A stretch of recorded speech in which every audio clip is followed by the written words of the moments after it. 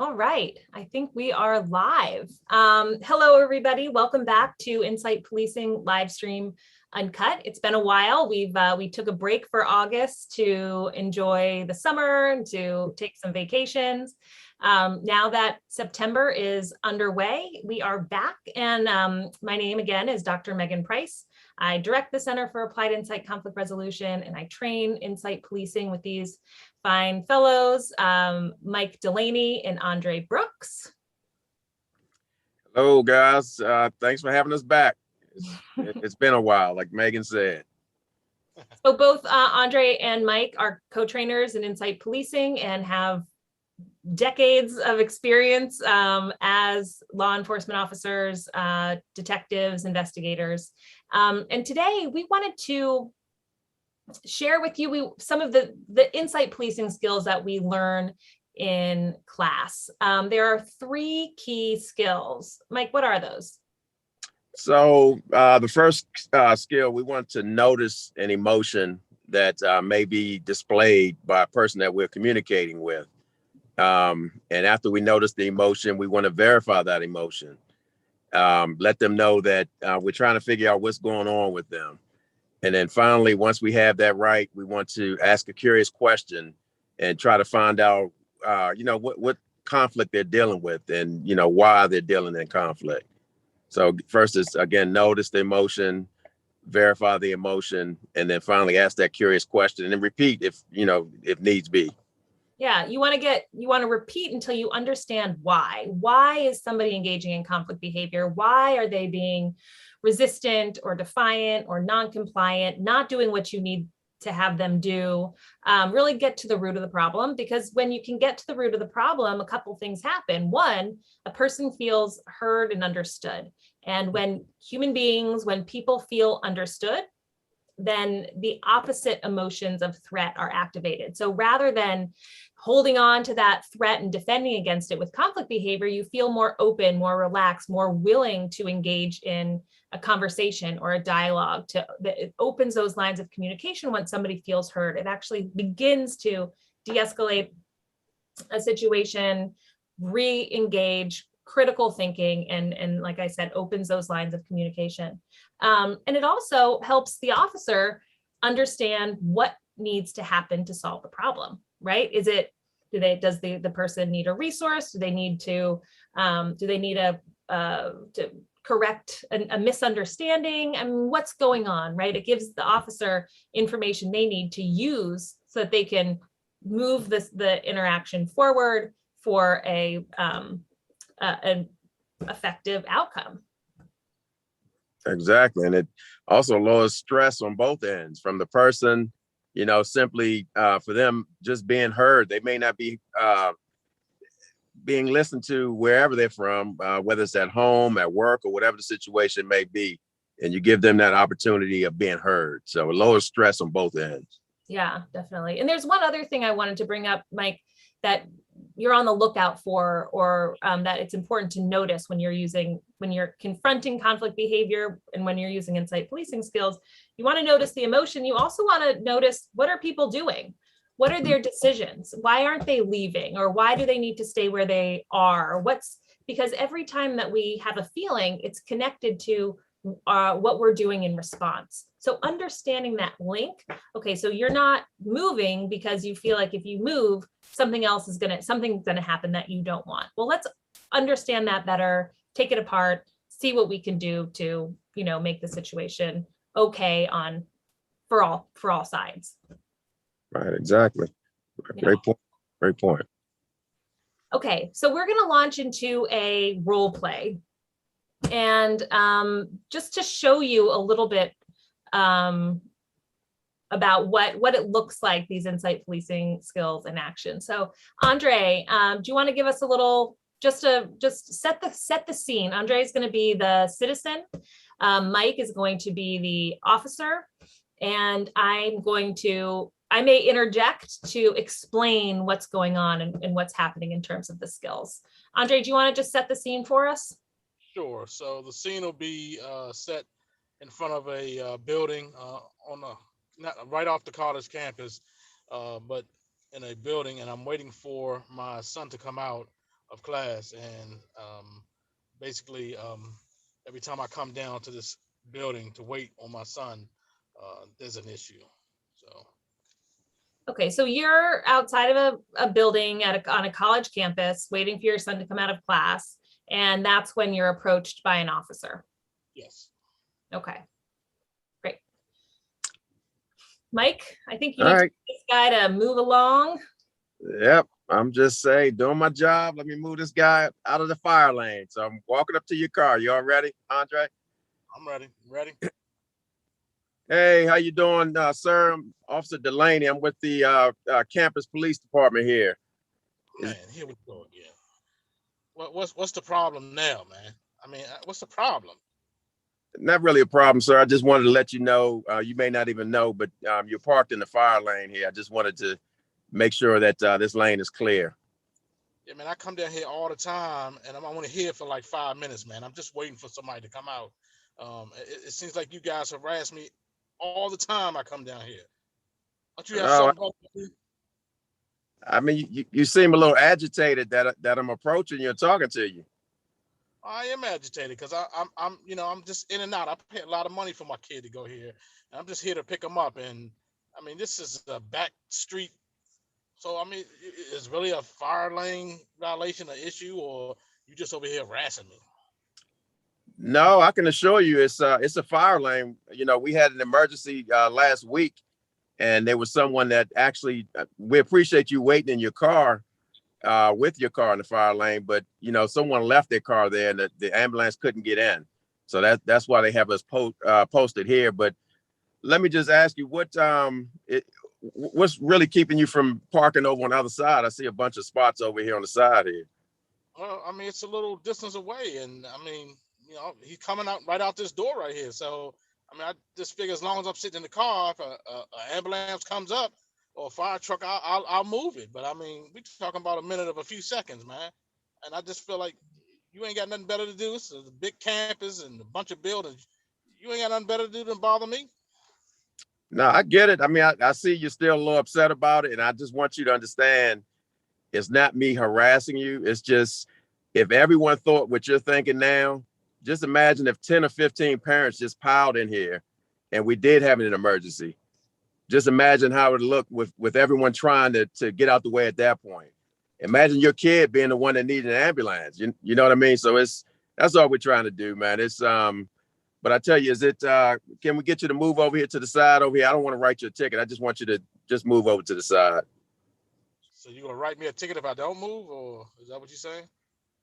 No, I just told you I'm not trying to write a ticket. I really don't want to do that. I'm just here to let you know what's going on. And, you know, I'm pretty sure that you have other things to do. I know you said your son is getting out of class. So I just want to, get you over to the side there. I do not want to write a ticket, though. No. All right, man. I mean, whatever, man. This is just crazy. But okay, no problem, man. Sure. Mm-hmm. All right, cut.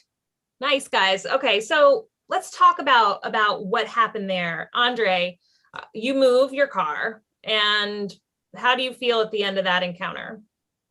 I feel satisfied that he was able to talk to me like a human being and not, he gave me some options, but the direct option of, if you don't move, I'm gonna give you a ticket point blank, move your car, I'm gonna tow it. That's normally the response, but he did speak to me. He did explain to me why.